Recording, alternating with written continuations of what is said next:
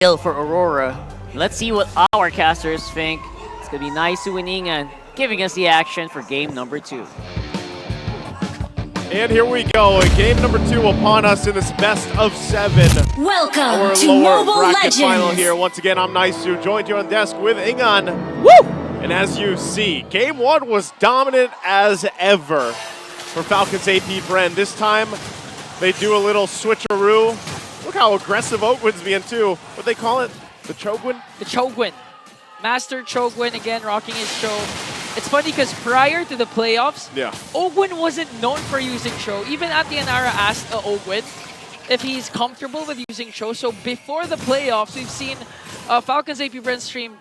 Ogwin was really working on mastering this show, and it seems like he's confident enough to be this aggressive early on in the game. He's pretty much got to be, and at the same time, you know, you have Flap with that Gatakacha that has been such a great pick for a lot of teams all throughout the playoffs. And even, what do we say, I think it was debuted week 6 or 7 of the regular season. No, I think it was earlier with Chuck, no? No, I think it was towards the end. I know it was the second half of the regular season because that's when we started seeing more of those kind of interesting like roam picks picked up, and now you see them flexed. Yeah, now they're flexed either in the XP lane or they're put in the roam, and part of that again is you have to play against that plus that revitalize, because over on the other side for Aurora, you're not going to have that. And it was interesting because when you saw the index coming into the game, they had a massive rating, Edward. Okay, now they're going to try and go for Flap Teasy. Here comes the revitalize. Kyle Teasy goes in. Wanted to go for the kill. We Shadow Kill might be able to bring down Demon Kite, and the first blood onto Demon Kite. And this is what you were saying, okay, Ogwin? They'll be able to escape there. And this is what you were saying. The revitalize of Flap Teasy. My So goodness. you saw it. Oh no! Oh, Frosty Breeze, but RNJ escapes their Frigid Glacier. Has to use the Flicker though. So now Falcons AP.BREN, they got the kill, forced out a lot of resources for Aurora. That's one of those moments, hang on, where you're just like, you got to be kidding me. You commit so much to getting a kill there early on, and he still doesn't go down, and then you end up getting counter-punched in the face. And yeah, that's the revitalize in the early game, especially how much healing it does provide, but also the fact that this is just a Gatakacha, and you know, that even that extra little bit of tankiness that he has with the emblems that he brought to the table, the firmness is there too. The fight for the turtle. Oh, what a beautiful kick! Plus paired up with the AOG. Few gets the turtle plus the kill onto Demon Kite. Not a good start once again as Edward pops his Primal Wrath, but look at that, just ganking up on Edward. Falcons AP.BREN continuing to extend the lead. Now this is what's alarming, as what the panel has been mentioning. The spike of Kyle Teasy, when it comes especially past the 5-minute mark, the Hayabusa is really going to overpower Demon Kite. But even prior to that, he's already at 1-0-2. Now Super Marco has to walk away because Domin goes in with his Examine Force. Paired up with a Circling Eagle. Now a shutdown kill onto Super Marco. Kyle Teasy wants to go in. Wants to go for the counter engage. Going to bring down Doming though. Be able to escape. That's a trade Falcons AP.BREN are willing to take, but they want to go for more as Demon Kite punishes Kyle Teasy. Ogwin answers right back with another kill. Few just hiding in the brush, waiting for the perfect moment to stun RNJ. And then Falcons AP.BREN again, same story. Always 2 steps ahead of Aurora. They're always ready for the response, and that's the way you have to respect about Falcons AP.BREN. Ever since they started their dominant, you know, run throughout the world, and even last year, you know, this is what you saw from the team, and this is what a lot of teams admired from them, is their rotations, is their responses, the way they counterplay. And, you know, for Super Marco to go down that early on, but then FCAP still gets a lot out of the exchange, that's okay for them, because really when you're playing this Hayabusa into this lineup that RORA has, you want to be able to build up, get that momentum going, the snowball. It's already happening for Kyle Teasy, and you can see the way they're playing into that, the way they're taking advantage of that. So if you're RORA and you're looking at how these past couple minutes have gone, then yeah, you really have to get ready to go ahead and start to win some of these fights, win some of these skirmishes early on. Well, how do you do that? Well, you've got that mobility from RNJ. You've got a lot of options to go even with Edward here. But you got to make sure you have enough firepower, and that's where the main question is right now, because as the lead builds up, you're going to get out-itemized and out-damaged. Now they want to fight for this turtle here. They're all here for this one as they stand off 5 members from RORA, 5 from FCAP, looking to feel out the situation here. And really, with this kind of lineup being on, it could be RORA that starts things up. Okay, here comes the kick once again. Flips the AOG onto the backline for FLAP.TZ. Demon Kai's gonna get the turtle, but Frigid Glacier is there. Whoa. Coming in from Falcon's AP.BREN. Edward, though, with the Primal Wrath, gonna pop out. The Pride of Ice is gonna bring down Few eventually. There it is. Plus the kill onto Flap and to Kyle. Next target is Oakwood. Demon Kai working on him, and a double kill for the Smiling Kite. And there you go. Smile on his face, gets the objective, and they get a whole lot more. Now RORA can switch into gear. Look to get this tier 1 turret. That is exactly what they needed to stop FCAP's just snowball building up. The best part is they got a mid lane turret. Kyle TZ doesn't have his purple buff. No casualties this time for Aurora, and also Doming gets a turret down bottom. A huge, huge swing from Aurora. And I hope that there's an infinite instant replay, because honestly, that was a good catch from Ogwen with the Way of the Dragon. Unfortunately, they weren't able to burst down Edward. He was still able to use his Primal Wrath, then burst down Few. Even with the Pride of Ice, it was more than enough time to bring him down. A catch from FLAP.TZ onto the back line with the AOG wasn't enough, because Falcon's AP.BREN, during that clash, they were separated. They couldn't target, they couldn't lock on anyone from Aurora, because Aurora was just literally in a better position for the counterattack compared to Falcons. And that's why I said it comes down to the positioning for them, how they started up. Oh, okay, here comes the Circling Eagle once again. Gonna work on FLAP.TZ. Here comes the Revitalize. Might be tacky enough to out-sustain this though, but here comes the AOG. He's gonna escape. Edward was there. With the catch, just waited for one of his most familiar rivals. Calculated is the right word for Legend Zero, and a dominating start for Aurora. I literally, like, the way that I saw that in my head is Edward is like, arms open, here I am. Jump on into them. So he's ready for that. Super Marco will go ahead and get a little damage here on that tier 2 turret on the bottom side. Trying to get something through that. But now the turtle's up here. 1-for-1 for both teams, but this one's just going to go over to RORA very easily. Demon Kai clears it up. Demon Kai just continuing to ride with Renegade. And that's just a statement that Aurora is telling Falcon's AP.BREN that we're not going to give you an opportunity to counterattack, to come back, because our aggression will continue. Every single time they get a neutral objective, automatically it translates to other objectives, like turret takedowns down bottom, into the middle lane, and now the crowd's going wild, nice too.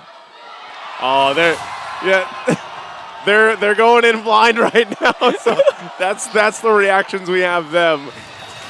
Again, right now, they're just win here. They're going to have to pull out their phones to hear what's happening, but hey, looks like we're going back to it. Still top side, that tier 1 goes down. Mid lane, a big part of this focus here. Whoa. You know, the RORA fans they're feeling it. They're feeling good about this one. Now that they have the lead built up, they're working through it. FCAP is the one that has to kind of adjust from this, because this is all what we were talking about, even when the panel mentioned that Matilda and everything else, right? You have it. You utilize the fact that you have a Circling Eagle. You have the Guiding Wind just like this. Okay, now that's just to make sure to let Ogwen go out of position from the brushes that they have. And apart from that, credit to you for a clutch Nightmare response, because right now they're just camping on every open brush that they can find. But Aurora has to watch out for a potential kick coming in from Ogwen off angle though. Now Few has to cast the Frigid Glacier, want to go for the counterattack. AOG coming there, but Ogwen's gonna fall down. They have to walk away. Nightmare spawn. The Dominator's Descent is also there as FLAP.TZ pops his Revitalize. They're only gonna lose Ogwen, but this is Aurora maximizing the lead that they've established. 12 seconds in. The First Lord is going to spawn, and so far, Aurora is controlling the map and the pace. This is a lot better game for Renegade here. He's got 8 assists right now, and he's doing a lot of work, and that's what he has to do with Matilda. You know, gets that second chance to do it, pulls it off really well so far at this point of the game, and they're following through with it. So RORA, their fighting capabilities when it comes to those, you know, small choke points, even in the jungle, even if they put pressure on the purple buff, if they want to, or the orange buff, or anywhere, they have this kind of advantage to work around because they can displace themselves or get an angle that FCAP has to respond to. Look at this. They're just going to drive Falcon's AP.BREN off the Lord. There's no area for FCAP to even get into because, again, Kyle TZ he's not ready for that fight. Neither is the rest of the team here. Yeah, it just shows that Aurora has good ground cover that time, and I do agree with what you've been saying for Renegade. I mean, they first pick Matilda onto the blue side, and this is the reason, because it's a mixture of the hitman and the heal man, providing a lot of shields, providing a lot of heals, and at the same time, going for those very aggressive dives, paired up most of the time with Demon Kite. Then once it connects, automatically gonna cast the Spear of Alpha as Kyle TZ just watching as Aurora takes away his precious purple buff. He's gonna wait patiently there because right now, RORA looking to take some more across the map. That Lord going down the bottom side. FCAP might try to defend here. Okay, here comes a Wiki Shadow kill though. As Kyle TZ goes out, the sustain from Aurora is there. And as you can see what Yue has been doing, just placing Nightmaric Spawn after Nightmaric Spawn and all the brushes that he thinks Ogwen will be in. That's why during that prior clash, when Kyle TZ went in, Ogwen was backing away. Ogwen had the perfect angle to actually, Speaking of Ogwen. Chogwin waiting there patiently. An off angle. Lord down still on the bottom side. They might look to take the long trip around. Right now, Kyle TZ gets spotted out too. Ogwen still waiting patiently. They'll clear out the Lord pretty quickly. Again, their lineup from FCAP can do this relatively well, but they might be looking for their own sandwich play. Ogwen, he's going to get caught off though. Better that he gets on out of there. This was the right idea though for FCAP. They might have to look for something like that in order for this game to turn over in their favor. All the while, what this is doing, Ingan, is letting Super Marco get the items that he needs to see to the point where he has that, what we call, that Nathan bomb, the Super Marco bomb with that combination. He's got that Holy Crystal already starting inside Feather Heaven, so he's pretty much online. It's more so surviving these areas against RORA's lineup. But the thing is, again, the dive-centric lineup of Aurora is just too much. Might be too much later on for Falcons AP.BREN once Aurora secures the Lord. Again, we've been seeing Renegade circling Eagles almost on the offensive end, wanting to go for those crucial damage deals for Falcons AP.BREN. And the thing is, even if Ogwen manages to find Doming, again, there's Doming's Purify saved up for that perfect moment.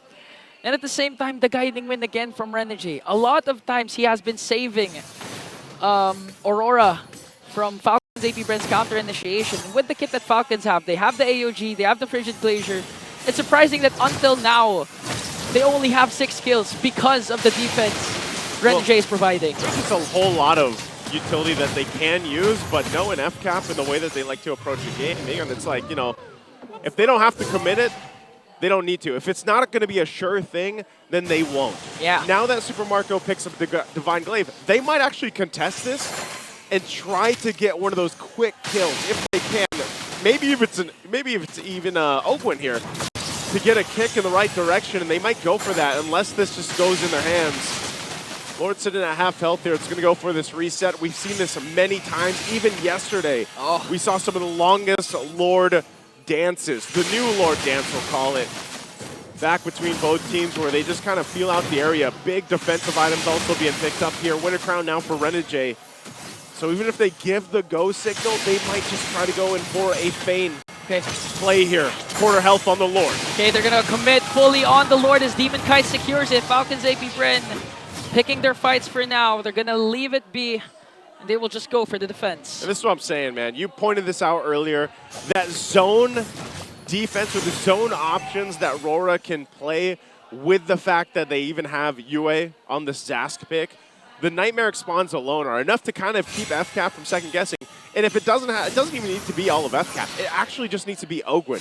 Yeah. Whether they're checking the bushes, whether they're just kind of spotting him out so that he can't as easily get that setup that he's looking for, or possibly get a kick that he's looking for. So it kind of spots them out and keeps them at bay, whereas FCAP has made the decision being like, okay, that's not going to happen. We're not going to be able to approach these objectives. We might as well just go for the base defense here.